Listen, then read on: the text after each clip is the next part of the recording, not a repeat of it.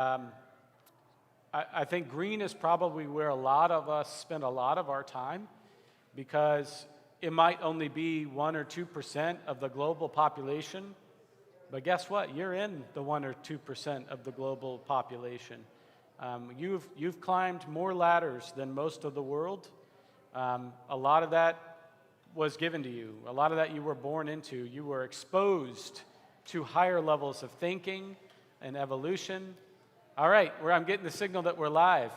Good morning, church. Good morning here in the room. Hey, good morning to y'all at home as well. I keep hearing from some people who are watching us. Shout out to Dick in Virginia that I talked to this week. Shout out to Brian Palmer's dad, mom and dad, if you're watching from Lexington. It's been really cool to hear these stories of people who have been engaging us. If you are online and you've got a question, feel free to put it in the chat. Justin, can you monitor that chat function? All right. And do I have a microphone? I've got a microphone down here. Michael, can I put you in charge of this microphone? In case somebody asks a question in the room, let's make sure that we've got it on that so that people in the live stream can hear the question. Nothing worse than watching a lecture and hearing the question or hearing the answer without hearing the question. As you're coming in, if you would like a sheet, they're over here next to Heidi. If you stop at the Luther rows, they're right up front. I've got the handouts from last week. Mary Overton brought hers back from last week because that is what loyal people do. God bless you. God bless you. I bet you spend a good amount of time in blue, don't you, Mary? You're just as loyal as they come. Nail it on the head. All right, good. So today we're going to talk about, we got a pop quiz to begin class today, and then we're going to move into talking about green and doing some deeper discussion about green, because I suspect that's where most of you all are, and you've heard me, in the dialogue with my wife, who did not think my apology about green last week was good enough, so I'm going to try again. We're going to talk about the good parts of green, and then I do want you to look at it critically. Because none of the colors are all good or all bad. This class is called The Best and Worst of Humanity, and if you spend a lot of time in green, I think it might be worth an audit to look at where you are. All right, today we're going to start with a pop quiz that I'm calling, They Will Know We Are Christians by Our Bumper Stickers. I'm going to show you some bumper stickers, and I'd like to hear from you what meme code you think they're in, what color that they're in. If you're just coming in, I've got some sheets next to Heidi. If you need a refresher of what the colors are, go over here and get a sheet next to Heidi. Also, if you have not joined this group on Church Center, you are missing out. If you go to groups on Church Center, find this class, The Best and Worst of Humanity. There are a bunch of resources. Every week I talk about something, and then I've been posting stuff in there. Last week I talked about the Beatitudes, and I borrowed heavily from a sermon by Sam Wells, who preached at Duke Chapel in 2011. I posted that video of his sermon. So if you want to hear the real version and not the version that I took on behalf of Jesus Christ, you can go back and watch the real one. All right, pop quiz time. They'll know we are Christian by our bumper stickers. I'm going to show you a bumper sticker, and you let me know what color you think it is. Here's the first one. So you can see you got a husband and wife, and do they have a bunch of kids in the back of their van? No. What do they have? All right, what are they telling you? Orange. Because we didn't have kids, we have a lot of money. Right? Because we don't have little rugrats, we have a lot of money. And I also want you to audit your own personal feelings. I think this is hilarious. I want to stand up and clap, right, for them. I don't know if you know this about me, but I am an aficionado of good bumper stickers. Bumper stickers are just a joy in life. You should all have a bumper sticker, and the goal of it should make other people's day better. Does anybody know, for extra credit, what the bumper sticker on the back of my car says? Janine works here. Anybody else? Is that my son? Jacob, what does my bumper sticker say? I used to be cool. The back of my minivan has a bumper sticker that says, I used to be cool. Yeah, you should all have a bumper sticker, and the goal of it should make other people's day better. This one does not bother me. Does this one bother you? Be honest. Does this one bother you? Yes. Yeah, and why? It's materialistic, yeah. Selfish. All right. Anybody else? All right, let's move on. This is an oldie but a goodie. My wife had to go run an errand. She's not here right now, but I was expecting her to be sitting right there. Because I had this bumper sticker on my car in high school. 100%. I had this bumper sticker on the back of my car. In case of rapture, this car will be unmanned. And my mentor, my pastor, David Sloop, came up to me one day and said, hey, if the rapture comes, can I borrow your car? Respect. That's a good joke. What color, what meme color is this one? Very blue. Very blue, yeah. There are some people who are good, and they get an eternal reward, and some people who are bad, and they get an eternal punishment. That claim is not substantiated in the pages of Scripture. If you heard me say something over the last 4.5 years that we've been together, it's probably that. The word hell is not a word that's in the Bible. The word rapture is not a word that's in the Bible. Not there. Yes, ma'am.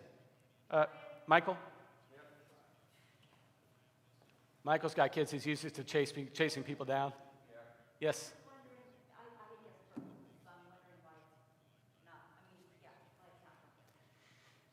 Yeah, why it's not purple. So the cool colors all they mirror each other. Yeah, so purple and blue and green mirror each other. They are evolutions of each other. And the warm colors, which would be red and orange and yellow, they mirror each other in a lot of ways as well. Is this purple? Yeah, this is purple. The judgment of it is blue, okay? The reason why it's half funny and pisses everybody else off is because it's blue. Purple's goal isn't to piss everybody else off. Purple's goal is to get you to believe in your tribe. The goal of purple is not to make everyone else ashamed of their tribe, right? This is why the earliest evolution of God, an understanding of God or gods, is tribal, right? This is why in many religions, such as Hinduism, there are many gods, because the religion was founded in purple and in large part stayed there. There's a God for this community, this tribe, this family, that kind of thing. So the reason that I would say that this is more blue is that they're applying a universal claim to all people, whether or not, if you believe in God, you have an eternal home, even if you were raised in India, right? And one of the issues we have in the world is that blue people decide that everyone else has to be blue, and so that they become conquistadors, and they have to be missionaries. And so one of the things they're trying to do is to explain your God away with their God. And that really doesn't work. It really doesn't work. It works for like 3% of the population you go into, and then you're like, see, Pocahontas wants to be European, right? Why don't we make everybody else be European? You see, that's an internal conflict. Great question. Thanks for asking. Sorry for the rabbit hole. All right, how about this one?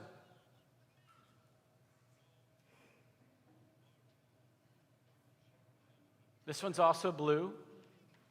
If you died tonight, would you go to heaven or hell? This idea of you have to go to heaven or hell is a modern one, right? This is not really the question of the early church fathers and mothers, the desert fathers and mothers, which are really the greatest theologians. I mean, no disrespect to Martin Luther, but we haven't said anything great since like the year 300 that's new. Everything else we've said, we're repeating, right? And what is the thing that Luther does the most? He quotes Augustine, because he's an Augustinian monk. The desert fathers and mothers are not worried about eternal salvation. That is a blue and an orange manifestation that happens later on. For those of you who just came in, we are taking a pop quiz called They'll Know We Are Christian by Our Bumper Stickers. And we're asking what color each bumper sticker is. All right?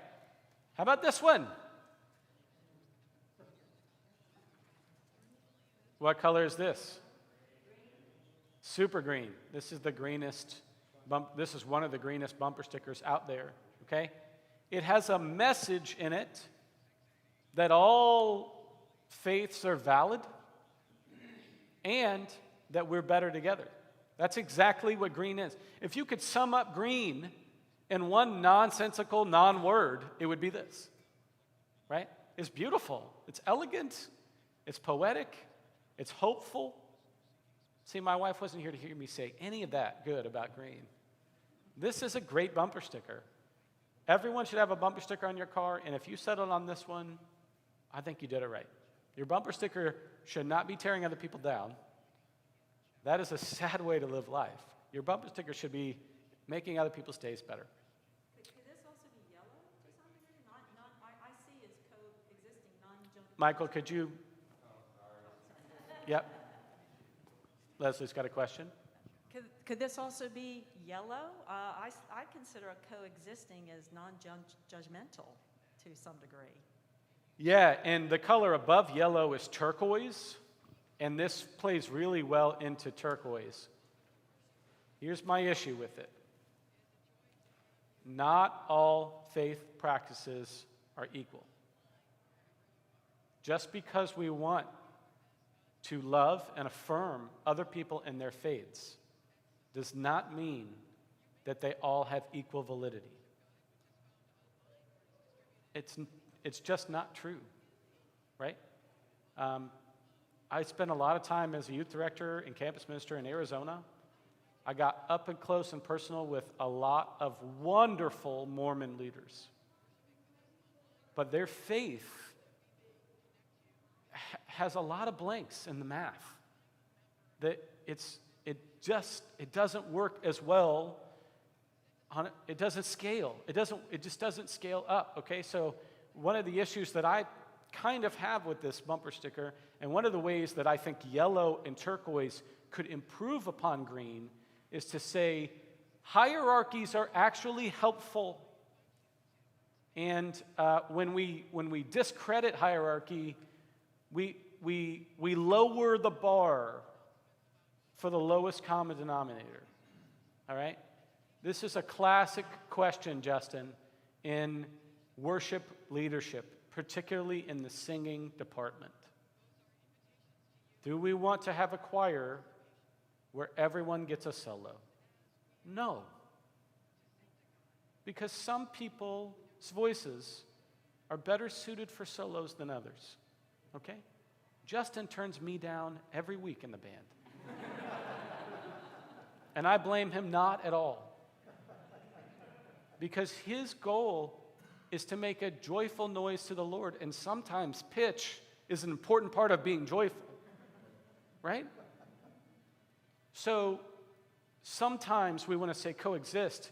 Let's give everybody equal chance at the microphone. That at least we can agree that causes some problem. It solves problems, but each color solves a problem and then causes a problem. The problem with this one is that it validates a bunch of ideas that need not be validated, particularly patriarchy, which is something that green is strongly against, right? There's a lot of faith practices. All right, I'm spending too much time on this one bumper sticker, but it was a great question, Leslie. Now I've got a series of bumper stickers to show you that I like to call the conversation about the fish. What is this one? First of all, what does this mean? Okay, what is the Greek word in there? Ichthus. Yeah, and what does it mean? It means fish. Yeah. There are two words that mean fish. It's the one that Jesus uses the most. It's not the one that we use in the feeding of the 5,000. That word is like trash fish. But anyway, ichthus. And the story is that the early Christians, first of all, they weren't allowed to tell the story of Jesus. That would have gotten them killed. So they told the story of Jonah as a replication, as a retelling of the story of Jesus. If you look at the early first century grave sites, they actually have the fish on them from the story of Jonah. Because what did Jonah do? He spent 3 days in a whale or a fish. And then he got spit out on shore. And they used that as a code story to talk about Jesus spending 3 days in a tomb and coming out. Very clever, right? And the idea was, right, that you made a line in the sand like an Amazon smiley face. Oh, does that make anybody cringe right there? This little orange for you, like a little Amazon smiley face. And then if the other person's a Christian, they would make that same line, and it makes this symbol. And so this was like a sort of a safe way to say, hey, are you Christian? All right, hey, are you Christian? All right, this is a very belonging sort of thing. I would say that this is mostly blue here. It's got some deep, cool symbolism in it, which is very purple. Purple loves us. We love us some good symbols, right? We nerd out on our good symbols. All right, how about this one?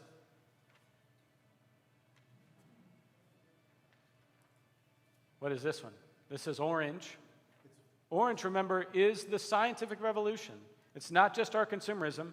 That's late orange. Early orange is scientific revolution, right? Darwin, all kinds of things that happen in the scientific community, and also psychology, right? Freud and all that plays a role. What is this message? Science over faith? Science over faith. Yes. Or more valid? Yeah. This is saying, yeah, go ahead, Michael. I was going to say, is there also like blue in this? Because there's some like club membership. Like they're saying that the worldview of scientific realism is better than a creationist worldview. Yeah, so the notion of a bumper sticker in large part is to explain what group you belong to, right? So this isn't, I think, from a scientific point of view, we need to name that the medium with which we use is automatically tribal in some sense. So everything we do is sort of going to be colored by that. But the expression here is mostly my science trumps your religion, right? Evolution eats creation for breakfast, right? All right? And then that conversation, this is a riot. These are real bumper stickers. Haven't you seen stuff like this? This is a riot. And then this one comes back. Like, now that you know spiral dynamics, can you just feel the spiral energy coming from these bumper stickers? This is blue coming back at green, or at orange. This is blue coming back at orange. Can you feel that in your bones? Like, I don't know about you, but it like helps me understand people a little bit more. And this is what I wanted to teach. This is why I spent a year studying spiral dynamics to be able to bring this message to you, because it helps me like get where people are. And once you know spiral dynamics, you might know them better than they know themselves. And like, that's crazy to me. Did any of these offend you? First of all, I would hope if you're sitting in this room that this one doesn't offend you. How about this one? Does this one bother you? Raise your hand if this one offends you or bothers you. All right, how about this one? Does this one bother you? Right? Let's pause to think about this. This one bothers me, and this one bothers me. They both bother me, and that's how you know you're in green. Is when you can't live in blue or in orange for very long. And just to round out this session on fish, this one. This is an anti-evolution fish with legs, which, by the way, is not how evolution works. Evolution happens a lot slower than that, right? We know that we have wisdom teeth, and we know that we no longer need them, right? We know that we have an appendix. Most of us do. Some of us have had theirs taken out. That used to have a function when our diet was, different. And now we know we don't. Like, we know evolution is true. Like, we know it's true. It shows up in every doctor's visit. Like, we have a conversation about this in every doctor visit. And yet, the quoting of Scripture at you is a way of trying to stay in blue, even though the world and a lot of Western culture has evolved into orange and green and yellow and turquoise. So when you see people who are quoting Scripture at you or quoting inerrancy at you, which is also a New Age idea, and inerrancy has only been around since the 1850s. Look it up, right? That's not a question that the early church fathers were asking. It's not even a question that Luther was asking. It's not. When he says sola scriptura, he was saying Scripture is better than the Pope just making up his own mind. And the fact that the Pope was making up his own mind should suggest to you that inerrancy wasn't a big part of their daily life, right? Because the Pope makes up indulgences and makes it be true. If they believed in inerrancy, he wouldn't have done that, right? What scripture is he citing when he sells indulgences? None of them. Because that's not their theology. Inerrancy is a very, very new idea. And it's an American idea.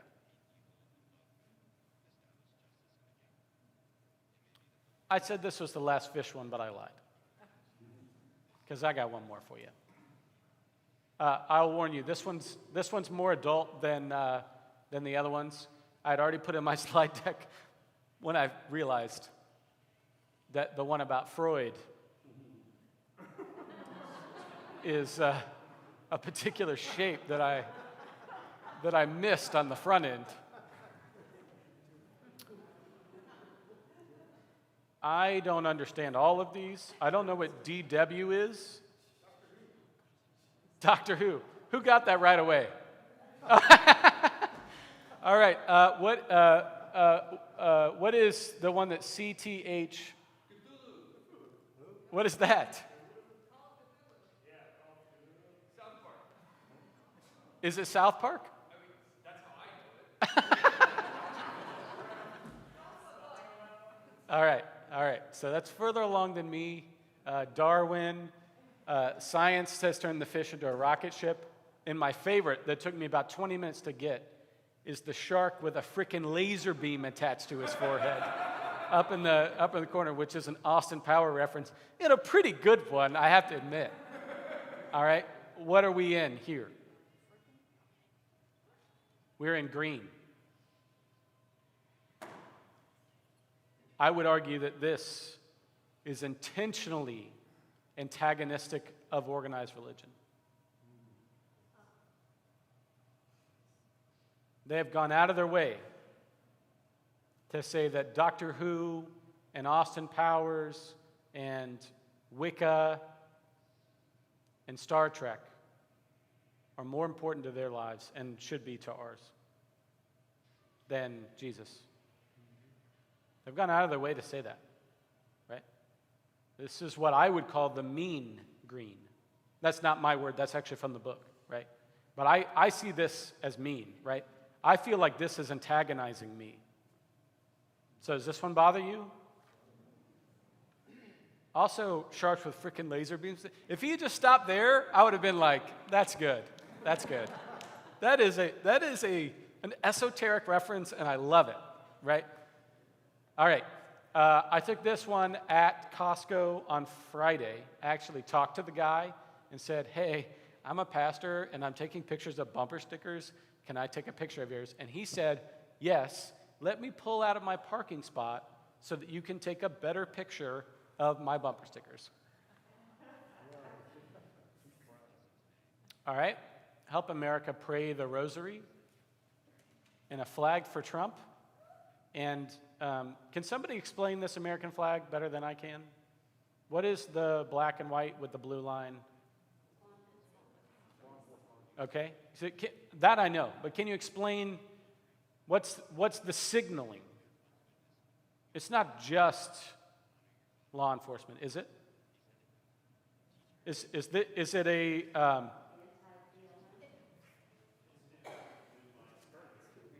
Okay. I would say that it's probably lately has become in the last little bit a very kind of a response to the Black Lives Matter with the Blue Lives Matter. Okay. So I would say, given the rest of the context, that might be where this person was going with that. Okay. All right. So is it fair to say to have it on your car? It might not have been its original tense. Dr. Gallagher will tell you symbols change meaning over time, right? But for now, is it fair to say that this is antagonistic of a Black Lives Matter movement? Is that fair? I don't really know. I'm asking you, right? In any event, Given the context of the other stickers, potentially. and the vertical one is also an American flag with an eagle that says America. Is that what that is? Right? I'm pretty sure that eagle is holding a machine gun. Is the I didn't even see that. Oh, it is. It's holding a machine gun.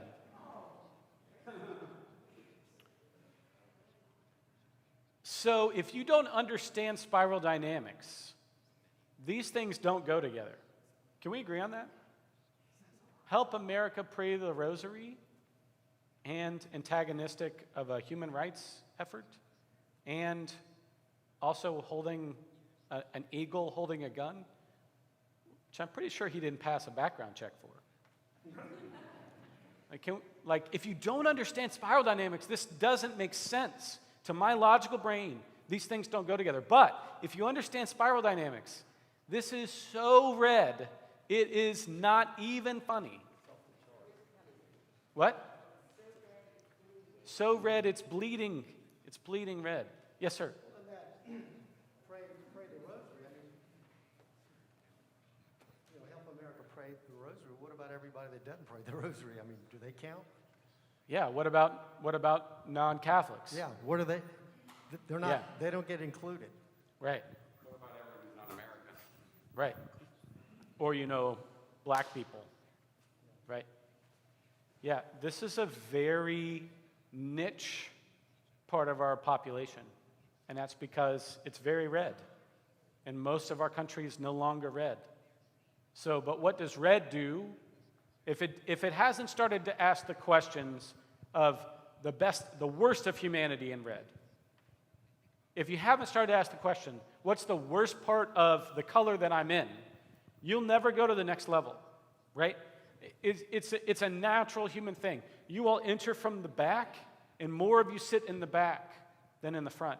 It's because you got there first. That was the first stop on the train. It is nonsensical for us to think that everyone's going to get off the train and get back on it, and then get off at the next stop and get back on it, and get all the way down to the front row, right? It is nonsensical to think that all humans are going to get to green. And so if you're in green, and you think that your goal is to get everyone else in green, you're gonna be up against a wall the rest of your life, right? You can only move people as far along as they're willing to move. You can lead a horse to water. You cannot make it drink, right? And then this last one, I really don't have any words.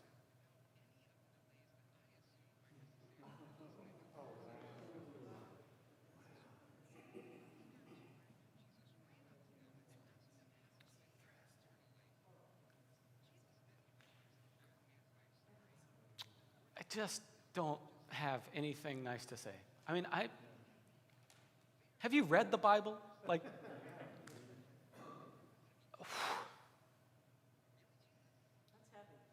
it's heavy, and somebody's this guy's pastor, and I know it's a guy, okay? You can't tell me that I don't know it's a guy. It's a dude, right? And some dude's this guy's pastor. And those are some really bad sermons, or somebody's really bad at listening, but when Green responds to Christianity and doesn't like it, I get it, right?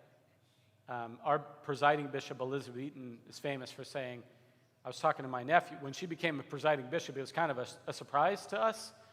She was a sort of a dark horse candidate, and she became bishop, and was our first female So she's the bishop of the bishops. She's the bishop of the country of America, of the Lutheran Church. And her nephew said, that's cool that you're the presiding bishop, but I don't believe in God. And she said to him, tell me about the God you don't believe in, because chances are I don't believe in him either. Right? And so you get why green is turned off to religion. But one of the highest ethics we can have is to not compare our best to somebody else's worst. And that's where we go to naturally, right? And that is actually red masquerading as green, right? When we say, I don't like Christians because they believe in the death penalty, they aren't pro-choice, they, right? We're comparing our best to their worst. And I often find myself saying, theology evolves with us, okay? I am not stuck in 1517. I don't think you want your pastor stuck in 1517. You don't want your doctor stuck in 1517, do you? Because they were putting leeches on you. We have to evolve, and theology evolves with us. The more we see the world, the better we see God. God writes God's self into everything, and it is surrounded in mystery. And that's where we are now. And so if you're spending a lot of time in green, I hope that you can lean in to the mystery of everything, because it doesn't make sense. We know so little. We know so little. All right, I was hoping my wife would be here in time for me to better talk about green. Oh, she is. She's up here. She's up there. Great. Because she did not think my apology last week was a very good apology. And when I watched it back, admittedly, it wasn't. Right. It was more of like, I'm sorry that you have a problem. Yeah. Don't we love those?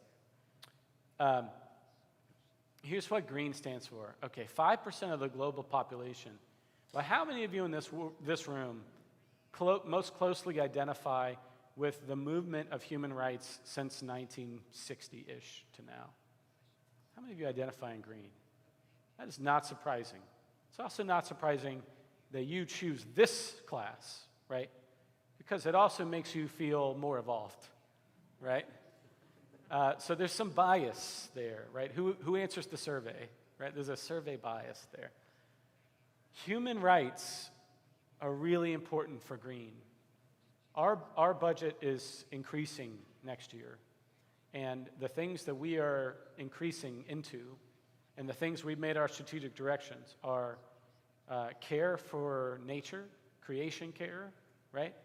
Which is literally called the Green Initiative, right? We're looking into, we got a lot of flat roof that could use some solar, don't you think? We're looking into that. We're composting. Yeah, we're doing we are virtue signaling to green, right? In some big ways. Athena and I both served a congregation in Winston-Salem together, and we pushed a green initiative on a bunch of blue people, and you could have heard a pin drop in that room, right? We have been educated in Berkeley, and it was not working out for us in Winston-Salem, right?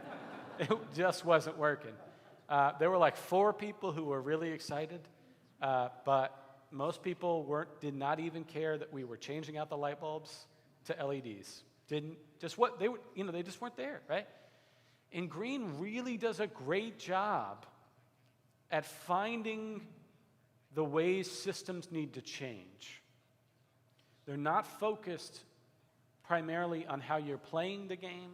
They're focused on the fact that the game is rigged. My dad says everything can be a football analogy.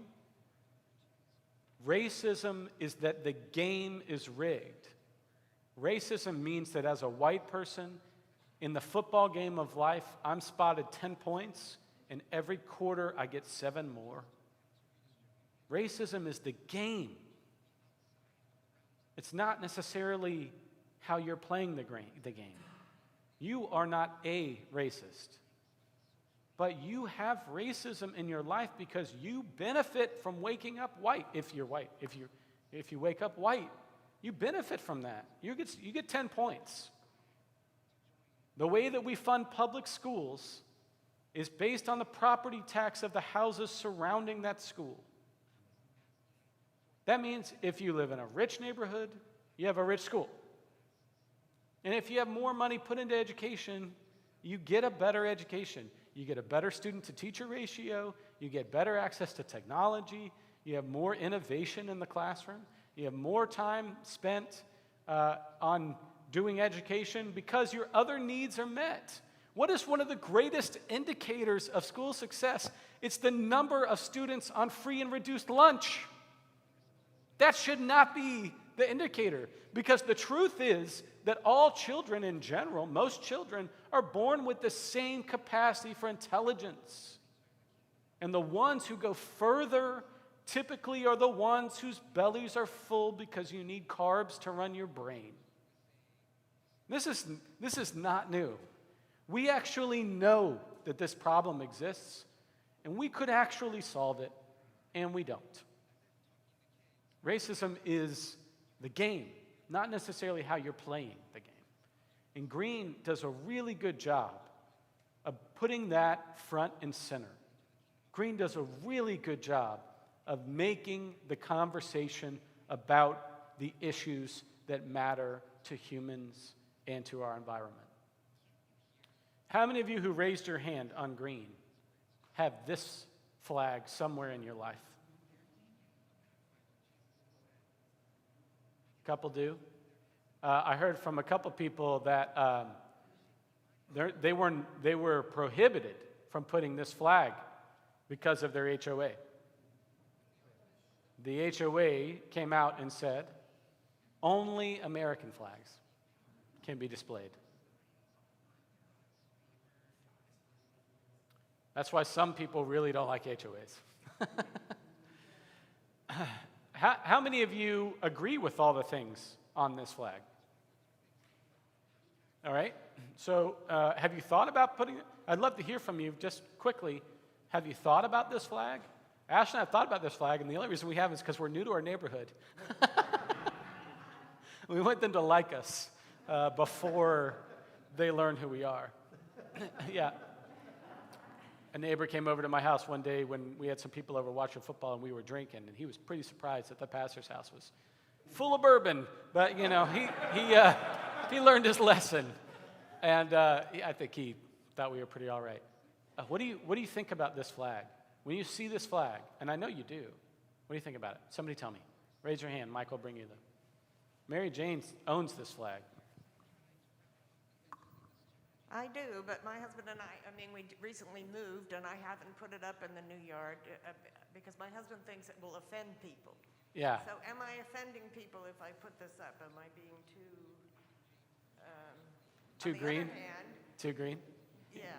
On the other hand, I think being silent about these things is not good either. So I'm conflicted. Yeah.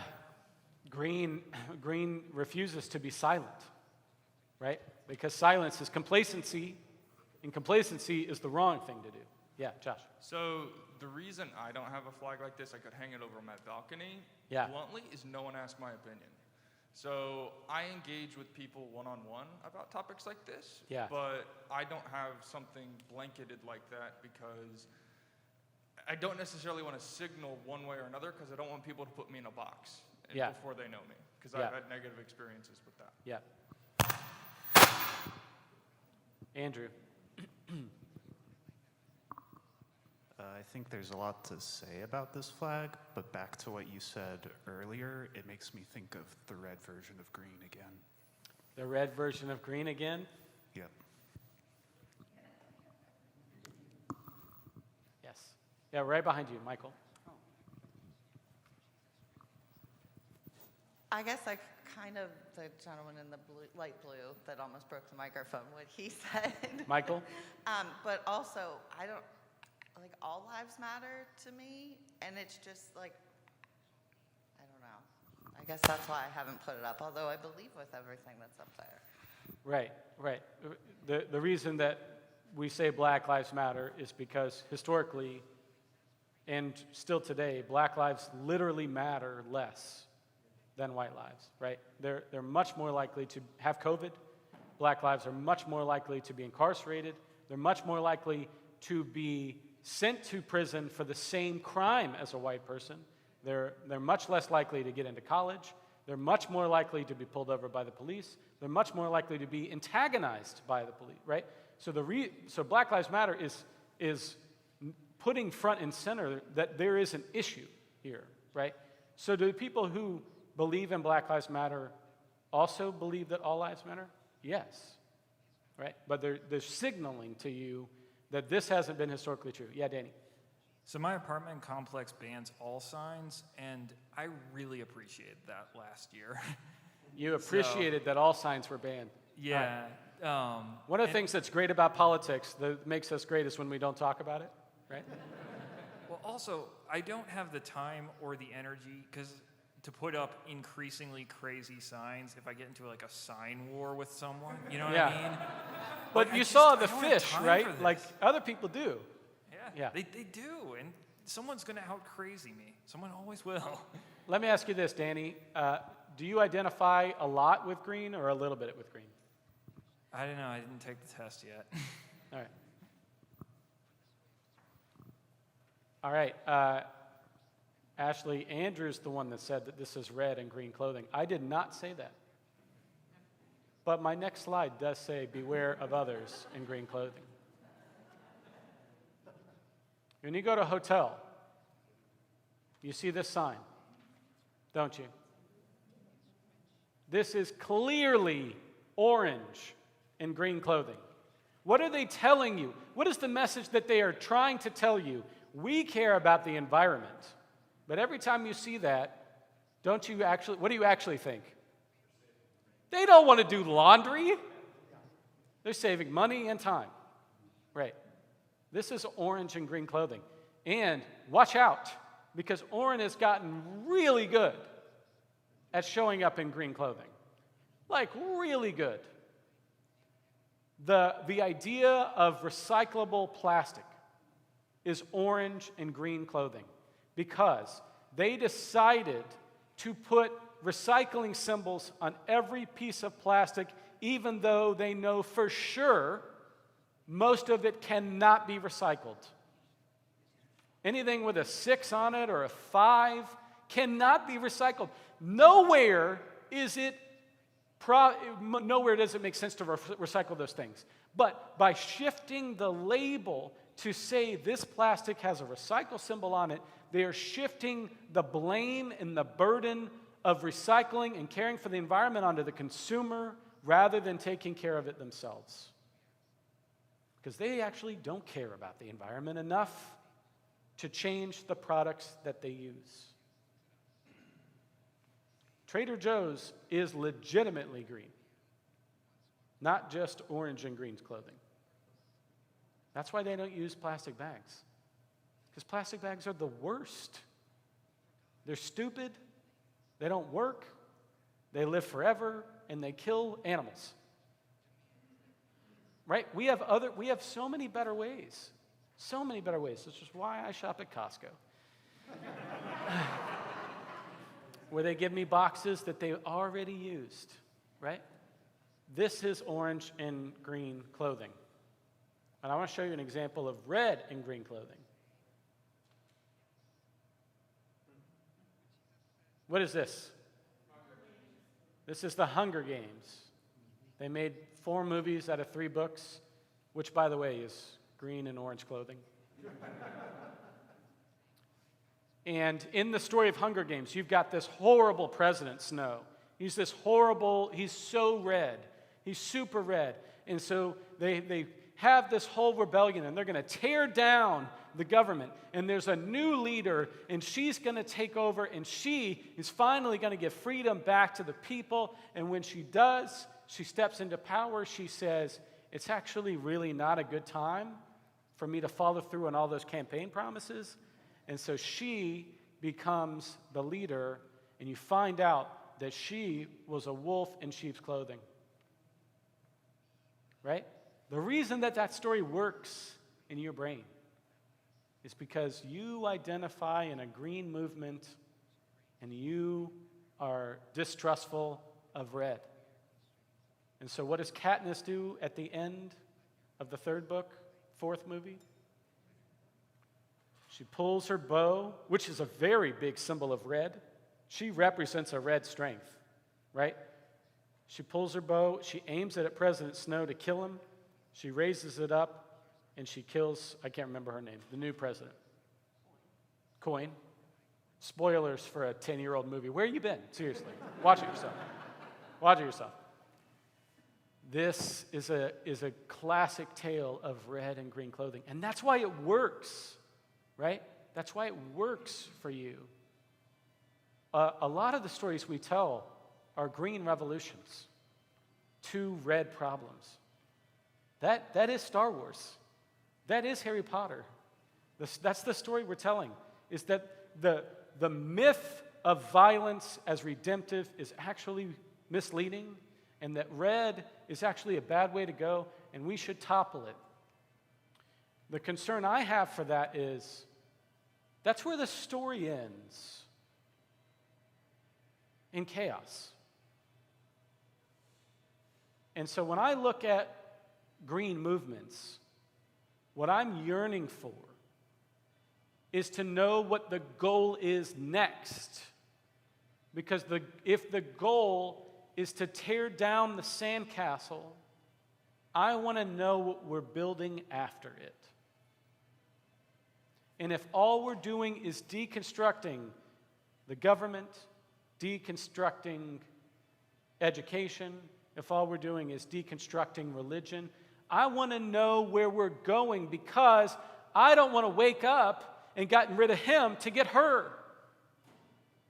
I am distrustful of the teardown because I've seen nothing in humanity until we get to yellow that says we're going to replace it with something better. And actually, the reason why green can't give an answer to that is because the next thing is how we integrate all of the colors together. Is when we learn the best and worst of humanity and we actually rework within the systems we already built to change them for better. And so when green comes in and says, I want to tear down the system and start again, you're like, okay, great, but what's the source code for the new thing? And it turns out it's the old thing. If you reboot your computer back to factory settings, you're still starting with the factory settings that was developed in blue and orange. There is no recreation without looking at the past. We have to learn to salvage the past. And we have to learn to build a society where everyone is in the color that they are in and stop trying to make everyone in the color that we are in. Because it just doesn't work. That is what this class is about. Now, was I nice enough to green before I critique it some more? Was I nice enough? Yeah, Fred. Let's give a hand for Michael. Michael's getting the steps today. Thank you, Michael. Yeah. So I'm going back to the bumper sticker with the Jesus and the gun. Yeah. And I'm just wondering, what were you thinking when you took that picture? I don't think I would get that close to the car. I looked left and right. I looked left and right and then took it and then left. Yeah, I did not ask to talk to them because I was pretty sure I was going to hear some fake news. Yeah. I have a problem with this sign. Mostly because I'm in orange and yellow. I mean, I've made no bones about this. I have a lot of blue and purple. I have a little bit of green, but that was a college phase for me. I studied theater, got really into green, and then I just, kept living my life. I'm a warm color guy. I believe in the power of the person because waiting on other people is exhausting and slow, right? But I have a problem with this sign because it's logically inconsistent, and it really bothers me. Love is love literally says nothing. That's a logical fallacy, okay? It is virtue signaling to you that LGBTQIA folks ought to be able to marry each other, right? But that's not actually what it says. So it drives me bonkers because there's no veracity in that statement. right? It's virtue signaling to the people who are in that and giving a middle finger to the people who aren't yet there, who are probably never going to be there in their lifetime. And it literally means nothing. Also, listen to this sentence. In this house, we believe that science is real. That sentence also means nothing. What science are you talking about, first of all? Are we talking about genetics? Are we talking about psychology? Are we talking about evolution? Are we talking about pharmaceuticals? Are we talking about, you see what I'm saying, right? Like, science is a very broad category, and to say that it's real is actually not conducive to what science actually means, because science is a form of discovery whereby we test hypotheses in order to gain greater insight. And the thing we definitely don't do in science is claim that something has truth in it if we haven't tested it. And we are very particular of the words that we choose within science to make sure that what we're saying is actually has an efficacy to what we have measured. And to say that we believe that science is real is antithetical to the idea and notions of science. Anybody else feel me on that? We believe that science is real is an in-your-face to organized religion. It's not actually indicating that we believe. What you've shown me is that you don't understand what science is. Quite frankly. We choose to live our lives in a way that is consistent with what we know to be true based on the findings of the scientific method. That's a flag I would hang. But we believe that science is real means nothing, and it's actually intended to signal that we don't believe that God is real, as seen by all of those Darwin fish. No human is illegal also doesn't make any sense, because literally what it means to be illegal is that you are a human who has broken the law. So, like, if I get a speeding ticket, should I go up to the police officer and say, actually, I believe that no human is illegal? I get what they're trying to say is that all humans matter, but they can't say that because they said Black Lives Matter. So what they're trying to say is that refugees and migrants should be treated well, but actually we can't grant citizenship to everybody who comes to our borders. It's an unsustainable plan.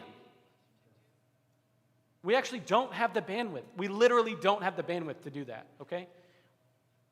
We let in certain amounts of people, not as many as we could and should, but we cannot let the country of Mexico come join us. We can't.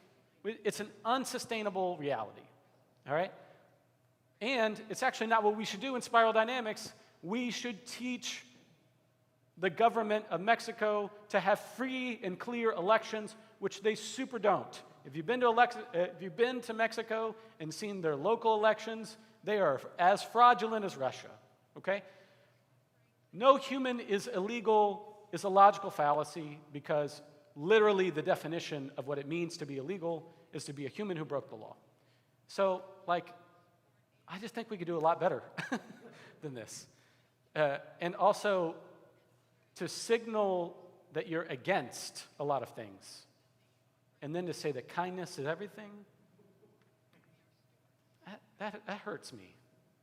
Because you've intentionally you've intentionally signaled, screw organized religion. And then you stole my catchphrase from my organized religion, right? So, I don't know. Sorry to be a big bummer to all of them. Would I still hang this sign in my house? I would. Would I still? I would, yeah. Because do I need people to know that my house and me as a pastor, I'm in tune with the issues that these represent? Yes. Do I think we could do a lot better than with this sign? Hell yes. It drives me nuts. Has anybody else had those thoughts? Is it just me? Oh, thank God. Thank you. This is straight from the book. So it's not just me green bashing. In green, the doctrine of competitiveness, which is orange, yields to the theme of sharing, understanding, appreciating, and tolerance. Those things are good. Only judgmentalism is therefore judged harshly, for green can be very rigid in its demands for open-mindedness. Isn't that well said? Yes. Unfortunately, green can be quite dismissive of the rest of the spiral in the belief that its way is the way, not a way. So wherever you are on the spiral, if you get nothing else out of these, is you need to realize that what your way is a way and not the way. And 100 years from now, they're going to look down on you and be like, God, those people were embarrassing. Right? You are not the final train stop. Green often thinks of itself as the final train stop because the next step is to integrate. And they haven't seen anything better than them. And you won't in green until you realize you need to love people where they are. All right, really quickly, if there's time, the Gospel of Matthew.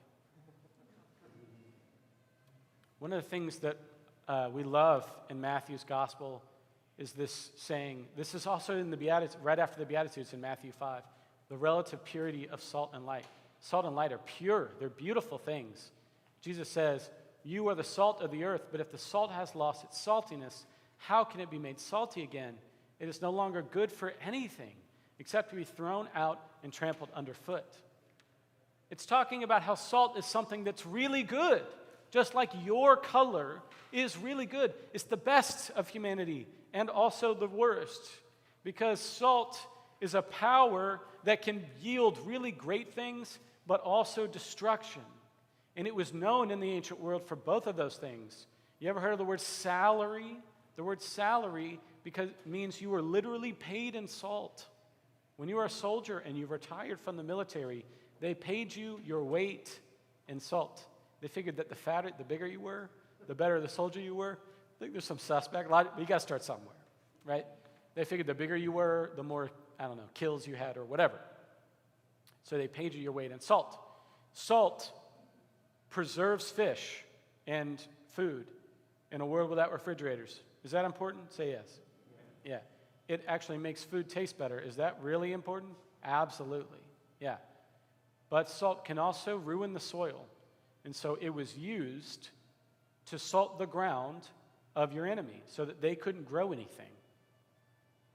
So salt is actually you taking up your power to be good or bad, to be the best or the worst of humanity.